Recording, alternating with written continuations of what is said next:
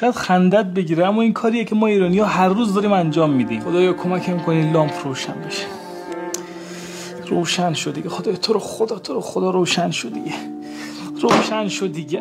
چقدر این درخواستم احمقانه است. من نباید کار به این داشته باشم، من باید کلید رو بزنم. چرا خودش روشن میشه؟ چراغ خاموش چیست؟ افسردگی، غم، اندوه، بی انگیزگی. ما آدما داریم با این تاریکی ها می جنگیم و التماس میکنیم که نباشن. دقیقا مثل اینه که تاریکی رو از توی اتاق هل بدی بیرون. میشه؟ نه، بعد لامپ رو روشن کنی. غم و افسردگی و بی انگیزه بودن تاریکیست.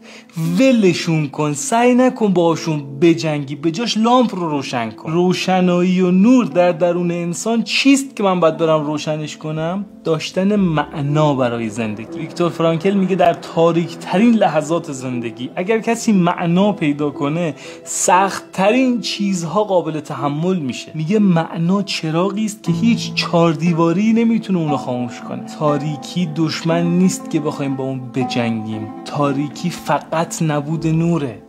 تمام.